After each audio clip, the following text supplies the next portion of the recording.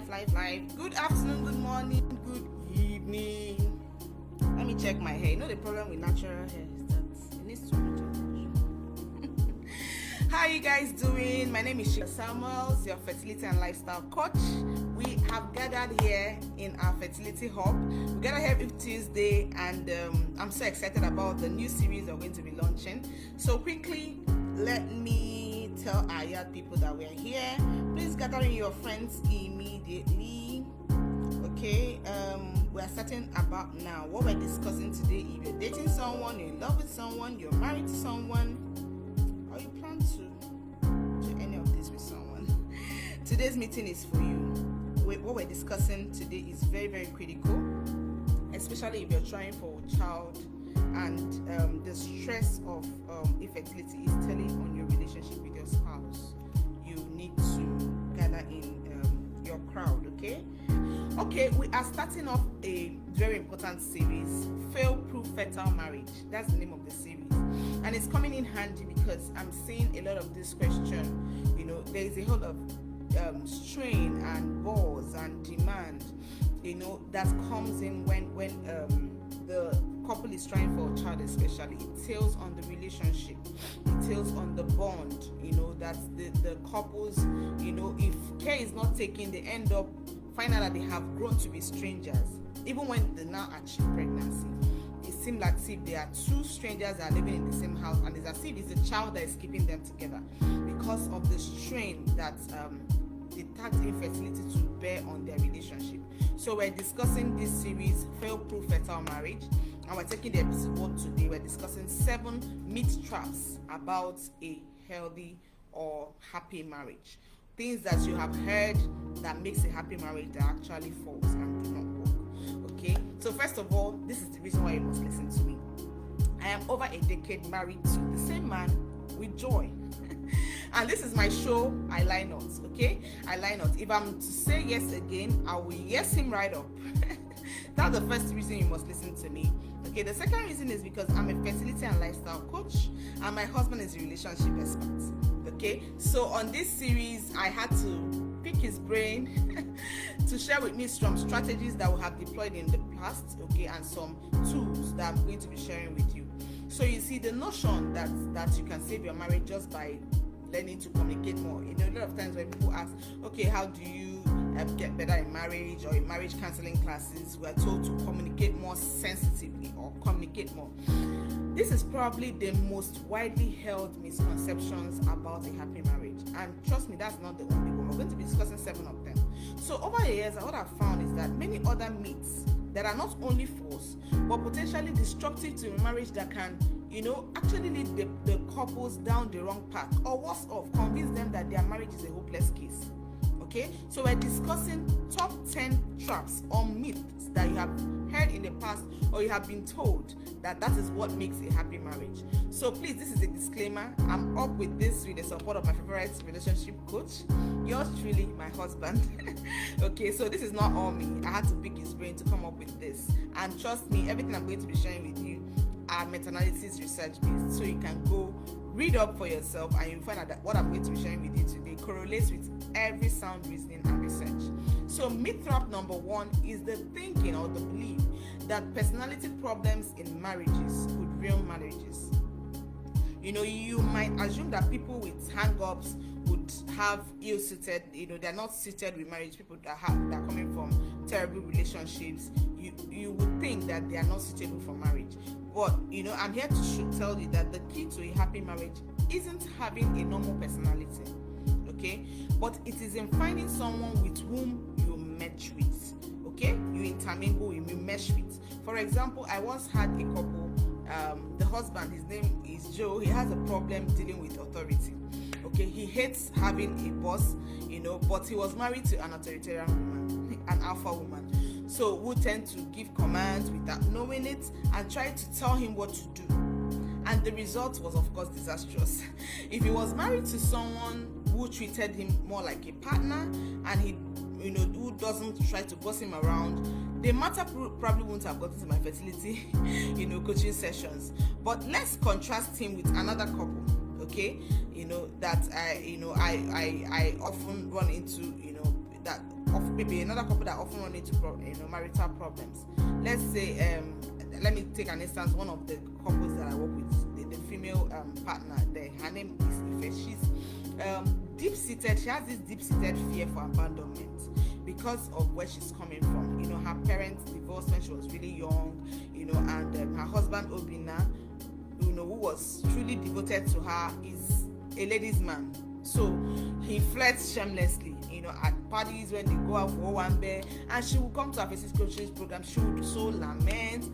And when I speak with him also, when it's his turn to speak, he will point out that he's 100% faithful to her, and insists that she should, lighten up and let him, enjoy his harmless, pleasure.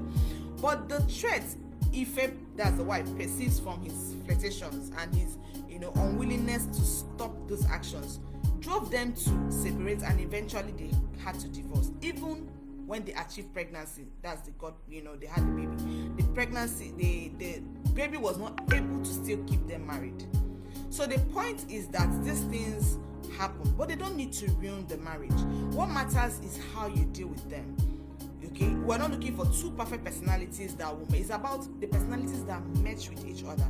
So if you can communicate each other's strange side and handle it with care, with affection, and with respect, your marriage will thrive. Trust me, my husband will say the most important thing in marriage is not love, it's respect. Because if you respect the person that you're partnering with, or you're trying to for a child with, or you live in the same house with, you wouldn't do certain things. Okay, if you respect the person, you're not going to cheat. If you respect the person, you'll be able to restrain yourself from putting yourself in situations where you have to explain yourself.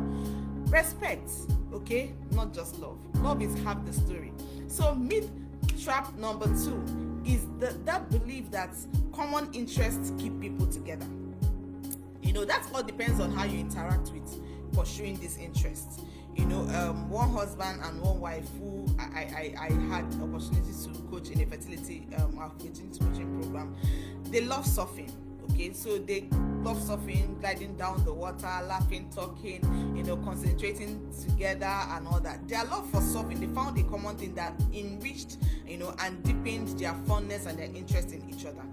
Then there was also, another couple who may equally share a love for surfing, but not on the same mutual respect. So their travels could be punctuated with, "Oh, that's not the way I like to do J-stroke," or irritated silences. Okay, so it's hard to see how pursuing a common interest is the best interest in this second phase of the couple's marriage. So it's a myth that common interests keep you together. It's a myth that because you love football and your girlfriend loves football, it means you guys are going to have a perfect marriage. Okay, it's a myth, and that's widely what a lot of people believe, but it's one of the myths and traps to a happy marriage. So myth trap number 3 is you scratch my back and I scratches, right? So some researchers believe that what distinguishes good marriages from failing ones is that in good marriages, spouses respond in kind, positive outcomes, that overturns from the other one. In other words, they meet a smile with a smile. They meet a kiss with a kiss.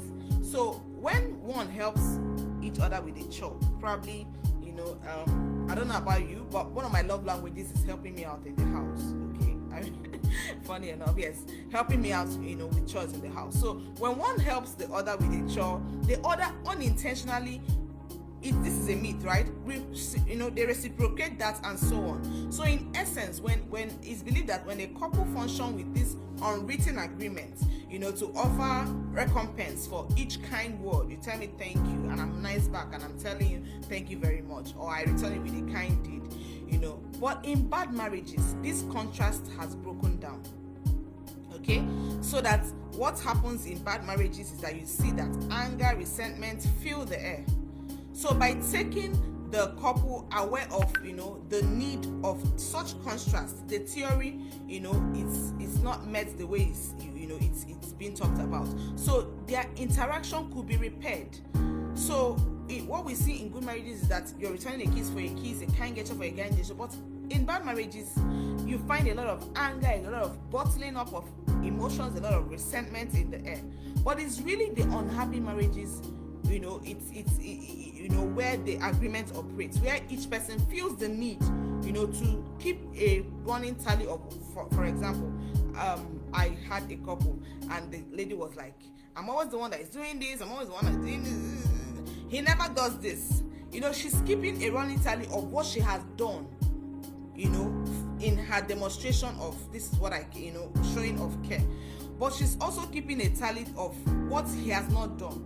You see, what I've found is that happy spouses do not keep tabs, or whether their inmate is washing the dishes as a payback because they are cooking dinner today. They just do it because they generally feel positive about their spouse, and that is the root conversation. If you generally feel positive about your spouse or about your relationship, you find out that you will not be keeping tabs and keeping records of what you're doing, because you're gonna do them anyways, because this is who you are.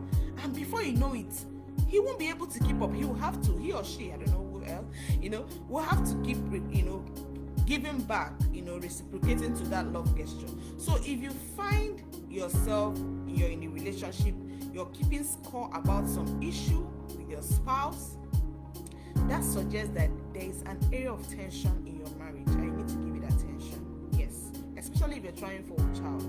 It really makes the situation very complex. You need to give it attention. Yeah, so that's the myth number 3.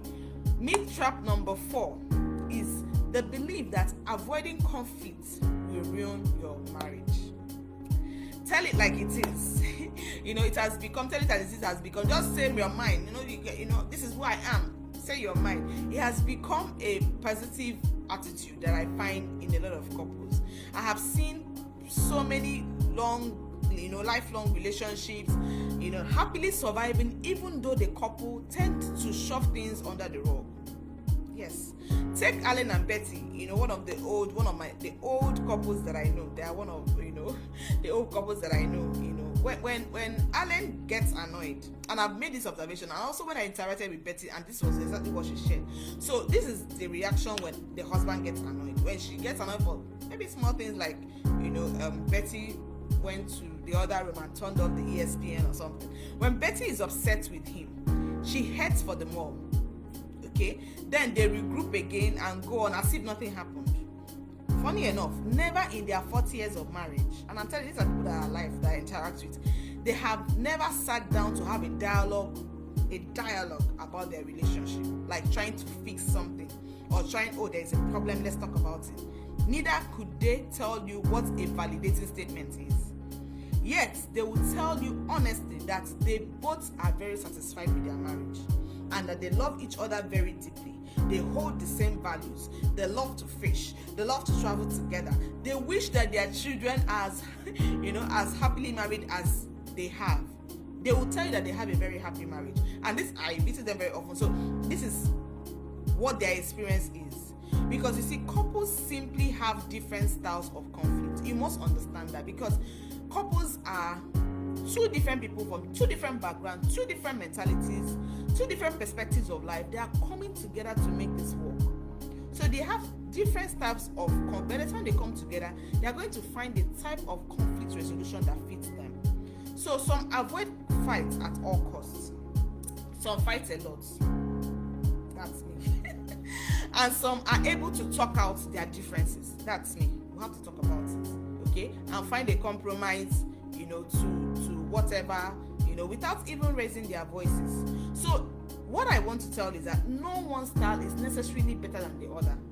And this is where is a myth, because this is not what is taught in the conventional, marriage counsel or relationship counseling classes. There is necessarily no style of conflict resolution that is necessarily better than the other, as long as that style works for both couples, both people.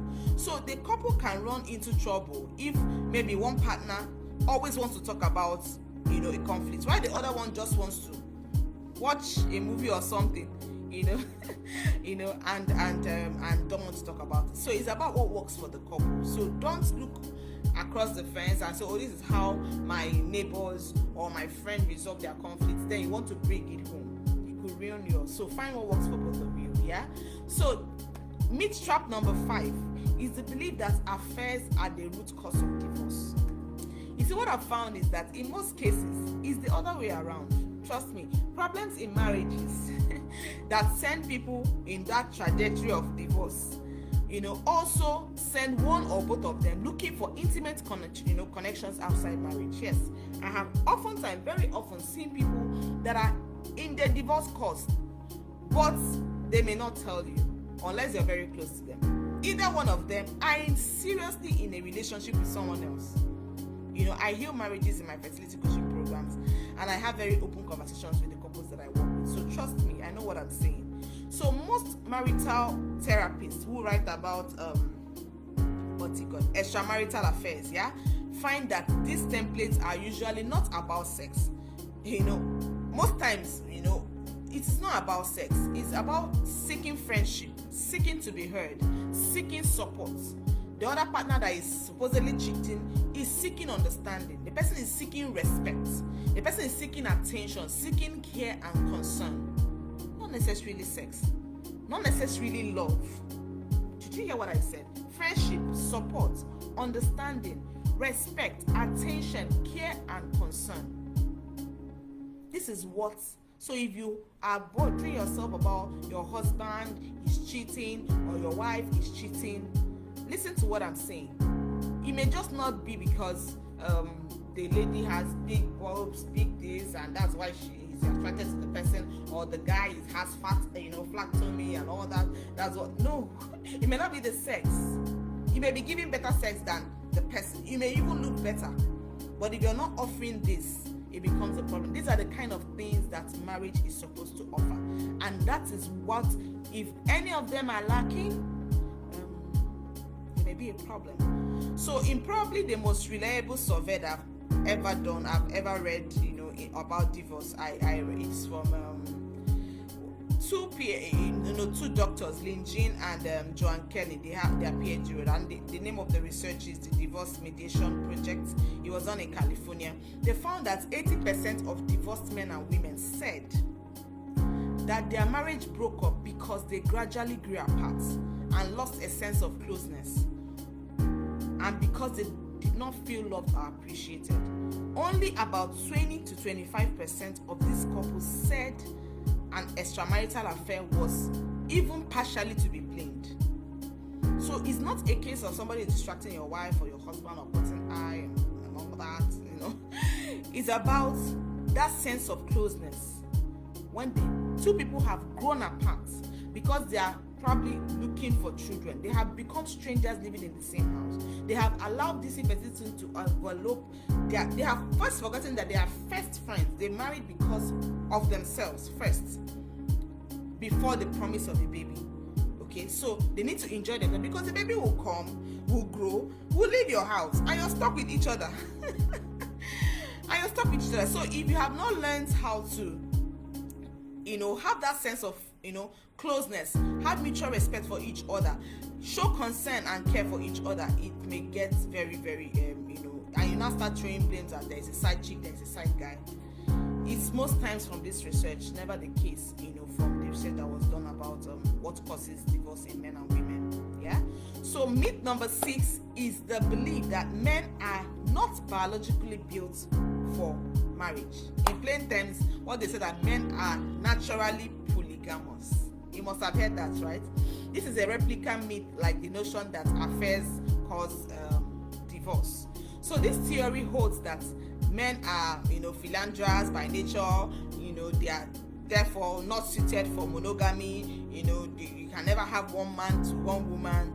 It's supposedly the law of the jungle that the male of the species, looks to create as many offspring as possible, dropping his sperm everywhere, so his allegiance to one mate remains, superficial. Meanwhile, the female is given the large task of tending to the young, looking for, a single mate who will provide for her and her children. But whenever natural laws, other species follow, among humans, the frequency of extramarital affairs does not depend on gender as much as on opportunity. I'll repeat what I just said. When these natural laws are being shared about other species, monkeys, animals, when it comes to men, when it comes to humans, research has proven that the frequency of extramarital affairs does not depend on gender as much as on opportunity. Have you noticed that now that so many women work outside the home, the rate of extramarital affairs among women has skyrocketed? You have not noticed? Yes, according to Annette Lawson is in the University of California. They did this Institute of Human Development. They found out that women have entered the workplace in massive numbers, and vis-a-vis, correlatively, the number of extramarital affairs of younger women now slightly exceeds those of men. So how do you compare that with this? Men are not. So it's a myth, my darling. It's a myth that women cannot cheat way more than men can. It is not a gender thing. It's about opportunity. Okay, so when you close out that gap and you don't give opportunity for that to happen, okay, even if it's happening everywhere around you, it doesn't matter, because you have handled and taken care of you. You hold your side, like they say in Nigeria. You hold your own, yeah. And I've shared with you, it's really not about the looks and all that. Of course, you're gonna look good and all that, but you have to, emphasize these things I've mentioned: friendship, okay, caring, mutual respect. Because when you respect the person you're you're in a relationship with, there are a lot of things that you can't even be tempted, because you owe this person in honor. You owe the person you have respect for the person.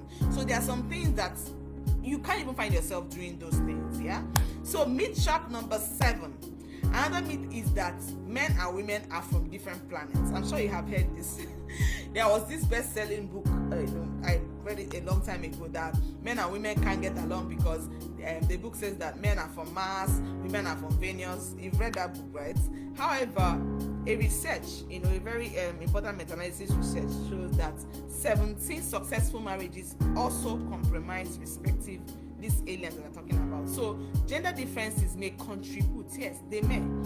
The research showed that they may contribute to marital problems, but they don't cause them.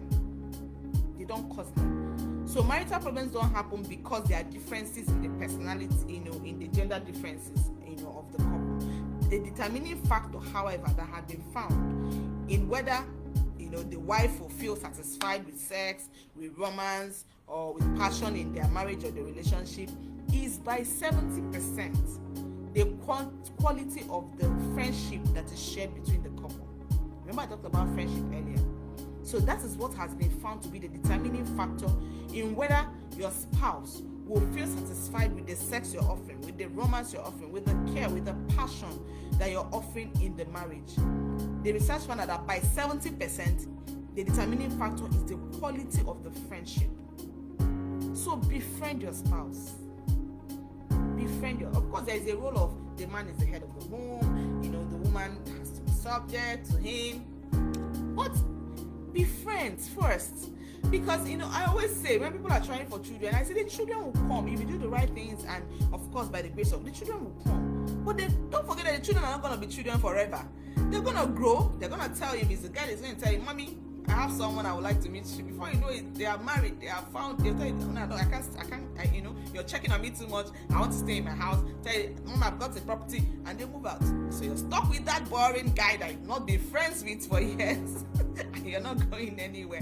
Or you're stuck with that boring lady that you have not been friends with for years. So befriend, a lot of issues, because I deal with couples a lot, so a lot of issues are best avoided when they are friends. When you're friends, you communicate better. When you're friends, you forgive easier. When you're friends, you are able to achieve a whole lot.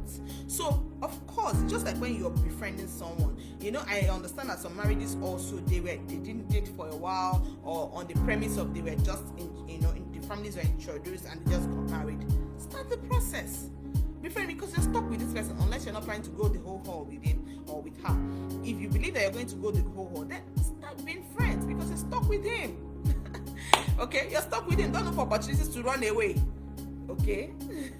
Okay, so it's the quality of friendship. I can go on, and the point is just that there are plenty of myths out there about happy marriages, but the false information they offer can be disheartening to couples that are desperately trying to make their marriage work. So they will be like, oh, there's no hope for me, especially when they're trying for a child. So if these myths I've shared with you imply one thing, is that marriage is extremely complex.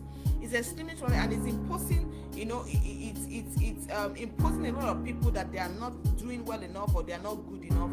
Of course, I'm not suggesting that marriage is easy. I'm been with this thing for more than a decade. We all know that it takes courage, it takes determination, it takes resilience to maintain a long-lasting relationship. We all know. But once you understand what really, makes marriage tick, once you understand what really makes marriage saving, or what's saving or safeguarding, your own will be simpler. Once you have that understanding. Okay, so someone will ask, okay, so Coach Chika, what does, what you have shared with us, what makes marriage fail, the myths that a lot of people believe that makes. So what does make marriage work? So the advice I often give to couples, I used to give couples earlier on in my career, was pretty much what you have heard virtually from many of the marital therapists or books. It's the same old pointer about conflict resolution, communicate better, communicate more compassionately, don't shout too much, reduce your voice when you're talking to him. But after looking squarely at my own data, from working with different couples from all around the world, I had to face, the harsh fact that getting couples to disagree more nicely might reduce their stress level while they argue. Yes. But frequently it wasn't enough to, pump life back into the marriage. So the right cause for these couples became clear only after I, analyzed the interactions of couples whose marriages have sailed, smoothly through troubled waters. So I asked myself, what was it that, like the Alan and Betty story I told you, what was it that made those marriages like mine work so well? Were these couples more intelligent? Were they more stable? Or simply more fortunate than others? Could there have been, was there something that they should have learned, or they learned and the others did not learn? It became more apparent, that these happy marriages were not perfect unions. So we are in the social media platform, community right now, where people are living their life off what they see on social media, and they are comparing their lives off what they see on social media. You see your neighbors flaunt their vacation or staycation, is that what they call it now?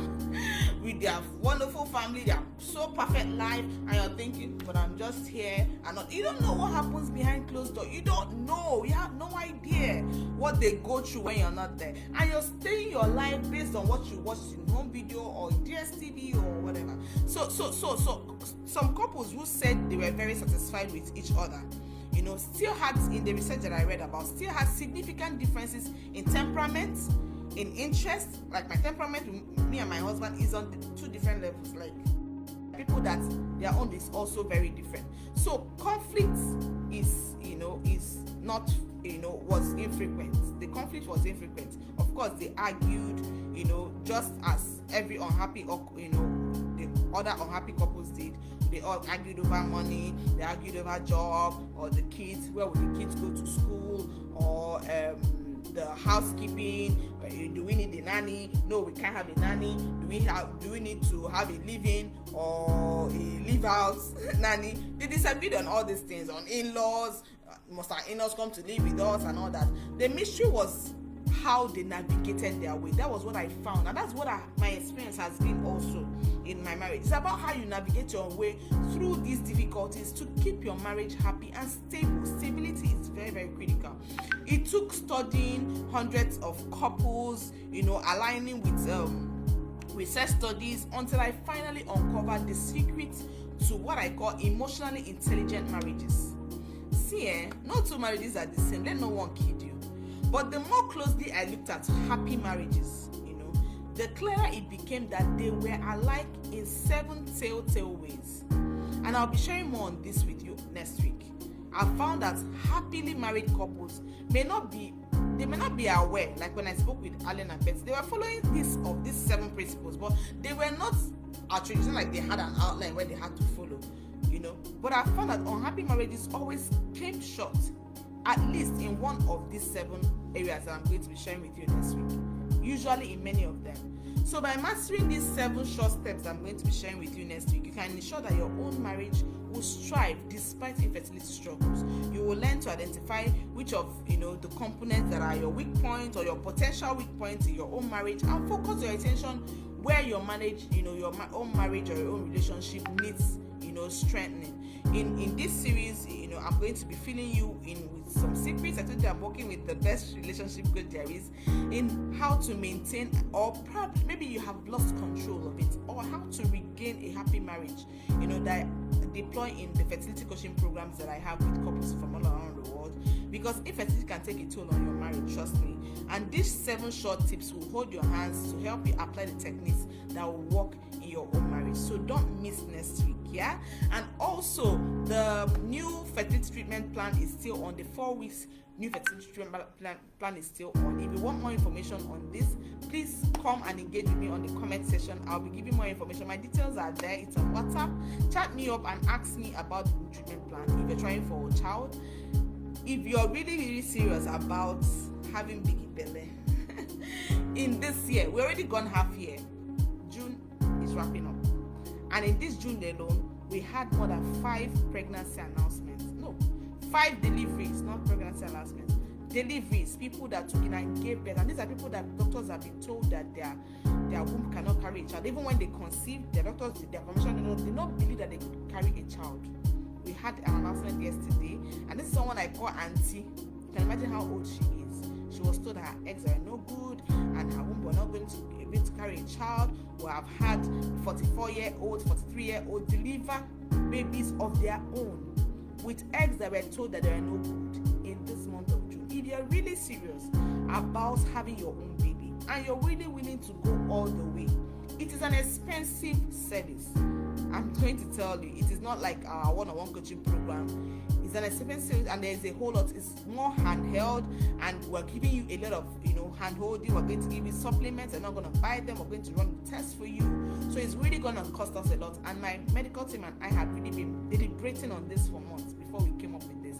So if what you've been doing since is not working, and you don't have your child in your hand or in your stomach, it means what you're doing is not working. I recommend that you enroll for this new treatment plan, so that by the end of this year, you can be sure that you have done the best. You have given it your best shot, and you can expect to see results. You can go to our blogs or our Instagram page at So Precious Lifestyle. There's so many, and there's also so many that we can't share because we have to get the consent of the parents before we share the baby pictures, even with the blurrings. Some parents don't want it to be shared, so we respect that. So there are so many pregnancy announcements that we can't even share on our blogs, but the ones that we have permission to share, we are sharing on our Instagram page and on our Facebook pages. So I want to help you to become a mother of a child or children, of course, of children, with you this year. So let me help you. My contact is in the comment section,